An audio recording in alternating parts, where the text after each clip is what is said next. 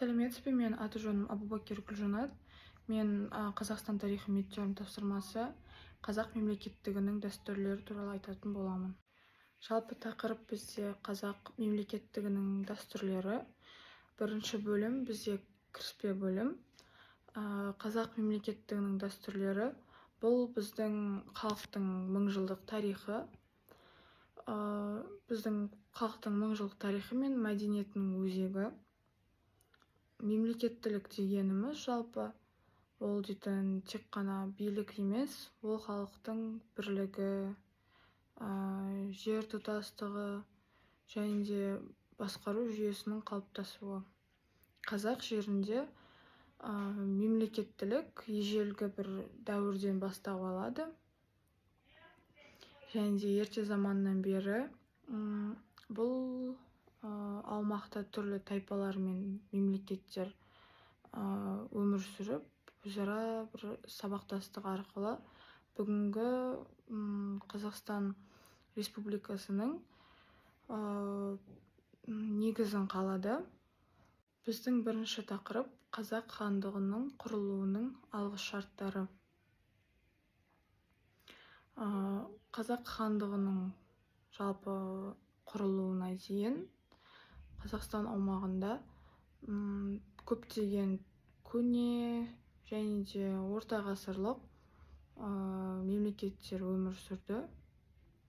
Олардың қатарында ғұндар, үйсіндер, қаңлылар, түрік қағанаты, Қарахан мемлекеті, Қимақ, Қыпшақ, Алтын Орда, Ақ Орда және де Моғолстан сияқты мемлекеттер бар. Мысалы, түрік қағанаты 6-8 ғасырларда түркі халықтарының бірлігін нығайтып, алғашқы мемлекеттік жүйені қалыптастырды. Қарахан мемлекеті болса 10-12 ғасырлардың кезінде ислам діні кеңінен тарады. Ал Қыпшақ хандығы қазақ халқының этникалық негізінің бірі болды. Осы мемлекеттердің барлығының саяси жүйесі, басқару тәжірибесі мен мәдени бір сабақтастығы кейін қазақ хандығының құрылуының бір алғышарты болды. Екінші тақырып бізде қазақ хандығының құрылу тарихы және де территориясының қалыптасуы. Қазақ хандығы 1465-1466 жылдары Керей мен Жәнібек сұлтандардың басшылығымен Моғолстанның батыс бөлігінде Шу мен Талас өңірінде құрылды. Оның құрылуына себеп Ақ Орда мен Әбілқайыр хандығындағы билікті наразылық және халықтың тәуелсіз өмір сүруге ұмтылысы болды. Кейін хандықтың шекарасы кеңейіп, Сыр бойы, Жетісу, Ұлытау және де Орта Қазақстан аймақтарын қамтыды. Қазақ хандығының жалпы негізгі мақсаты қазақ тайпаларын біріктіріп, бір тұтас мемлекет құрау еді. Ол кезде жалпы хандар билігі тек қана мұрагерлікпен берілді, ал билер мен батырлар ел басқаруға белсенді қатысты. Мемлекетте дәстүрлі билік жүйесі мен құқықтық норма, яғни жеті жарғы қалыптасты. Үшінші тақырып қазақ мемлекеттігінің қайта жаңғыру кезеңдері. Қазақ мемлекеттілігі бірнеше тарихи кезеңнен өтті. Біріншісі бізде Алаш автономиясы 1917 жылы. 20 ғасыр басында қазақ зиялылары ұлттық тәуелсіздік идеясын көтеріп, Алаш партиясы мен Алаш автономиясын құрды. Жалпы Алаш қозғалысы қазақ халқының саясаты, саяси сана сезімін оятқан, ұлттық мемлекеттікті жаңғыртқан маңызды кезең. Ал екіншісі бізде Қазақ АКСР 1920 жылдары және де Қазақ КСР 1936 жылдары. Кеңес үкіметі орнағаннан кейін 1920 жылы Қазақ автономиялық республикасы құрылды, және де бұл мемлекеттіліктің бір кеңестік үлгісі болғанымен қазақ жерін бір аумаққа біріктіріп мәдени дамуға мүмкіндік берді. 1936 жылы Қазақ КСР одақтас республика ретінде КСРО құрамына енді. Бұл кезеңде индустрия, білім, ғылым дамыды, бірақ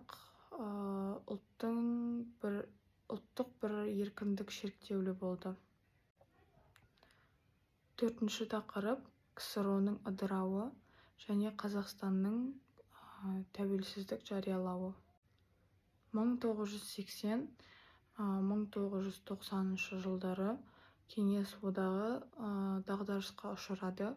1991 жылы КСРО ыдырап, 1991 жылдың 16 желтоқсанында Қазақстан Республикасының тәуелсіздігі жарияланды.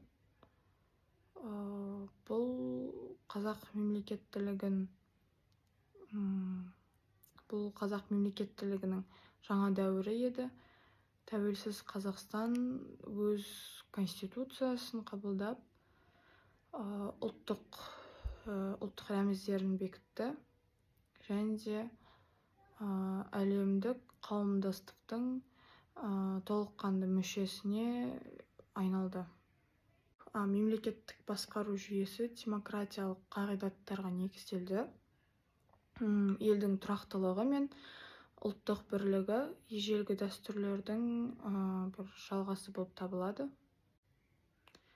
Және де қорытындылай келетін болсақ, қазақ мемлекеттігінің дәстүрлері ежелгі түркі дәуірінен басталып, қазақ хандығы арқылы алаш, кеңестік кезең және тәуелсіз Қазақстанға дейін үздіксіз бір сабақтастыққа жетті. Біздің жалпы мемлекеттілігіміздің өзегі жер, тіл, дін, бірлік және де әділдік. Қазақ халқының тарихындағы әрбір болған кезең бүгінгі егеменді елдің қалыптасуына бір үлкен үлес қосқан алтын көпір. Сондықтан бүгінгі біздің кездегі тәуелсіз Қазақстан бұл мыңжылдық мемлекеттіліктің дәстүрінің заңды жалғасы. Және де осы қазақ мемлекеттігінің дәстүрлері деген тақырып бойынша осы әрбір бөлімге тезистер мен аргументтер айтып кеткім келеді. Бірінші бөлім бізде кіріспе бөлім. Кіріспе бөлімнің тезисі: қазақ мемлекеттілігінің тарихы көне дәуірден басталып, қазіргі тәуелсіз Қазақстанға дейін үзілмей жалғасқан. Және де аргументтері. Бірінші аргумент бізде мемлекеттілік дегеніміз халықтың жерге, тілге және де билік жүйесіне негізделген тарихи бір құндылық. Екінші аргумент бізде қазақ халқының саяси ұйымы тайпалық одақтардан бастау алып, хандар дәуіріне дейін дамыған. Үшінші аргумент бұл сабақтастық қазақтың ұлттық бірегейлігін сақтауға мүмкіндік береді. Қазақ хандығының құрылуының алғы шарттары деген бөлім туралы тезис: қазақ хандығы ежелгі және орта ғасырлық мемлекеттердің саяси, этникалық және мәдени сабақтастығы нәтижесінде пайда болды. Оның аргументтері үйсін, ғұн, қаңлы мемлекеттері қазақ этносының және мемлекеттілігінің алғашқы негізін салды. Түркі қағанаты мен Қарахан мемлекеті билік жүйесін, дін мен жазба мәдениетін дамытты. Алтын Орда мен Ақ Орда дәстүрлері қазақ хандығының саяси құрылымына әсер етті. Осы мемлекеттердің тәжірибесі қазақ хандарының басқару жүйесіне көрініс тапты. Қазақ хандығының құрылу тарихы мен территориясы бөліміне тезис. Қазақ хандығы Керей мен Жәнібек сұлтандардың басшылығымен ұлттық бірлікті мақсат еткен тәуелсіз мемлекеттің бір бастауы болды.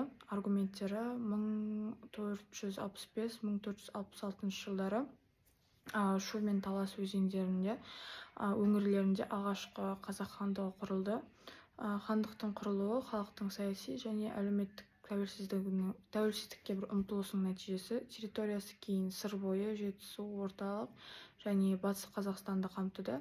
Және жеті жарғы секілді заң жүйелері мен билер институты дәстүрлі мемлекетті бір бастау алды. Қазақ мемлекеттілігінің қайта жаңғыру кезеңдері тақырыбына тезис. Яғни Алаш автономиясының алғашқы тезисіміз 1917 жылы. Алаш қозғалысы қазақ халқының ұлттық мемлекеттілігін жаңғыртқан саяси қадам. Оған аргументтер Алаш зиялылары Әлихан Бөкейхан, Ахмет Байтұрсынұлы және де Міржақып Дулатұлы және тағы басқа ұлттық автономия құруды мақсат етті. Алаш автономиясы мен Алаш Орда үкіметі демократиялық жолмен мемлекеттікті басқаруға жаңа үлес қосты. Қазақ АКСР мен Қазақ КСР және де Қазақ КСР бөліміне тезис. Кеңестік кезеңде мемлекеттілік ресми түрде сақталды, бірақ саяси тәуелсіздігі оның шектеулі болды. Аргументтері 1920 жылы Қазақ АКСР құрылып, қазақ жерін бір тұтас аумақ ретінде біріктірді. 1936 жылы Қазақ КСР одақтас республика мәртебесін алды. Бұл мемлекеттіліктің формалды сақталуына бір мүмкіндік берді. Экономикалық және мәдени даму жүрді, бірақ ұлттық еркіндік шектелді. 4-ші КСР-ның ыдырауы және Қазақстанның тәуелсіздігі бөліміне тезис.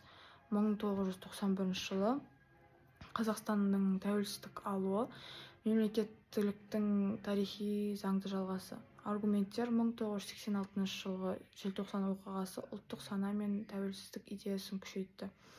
1991 жылы 16 желтоқсанда Қазақстан Республикасының тәуелсіздігі жарияланды. Конституция қабылданып, рәміздер бекітілді және халықаралық мойындау жүйеге асты. Егемендік кезеңінде демократиялық институттар мен нарықтық экономика қалыптасты. Қорытынды бөлімге тезис. Қазақ мемлекеттілігі мыңжылдық тарихи тәжірибенің және ұлттық рухтың нәтижесі.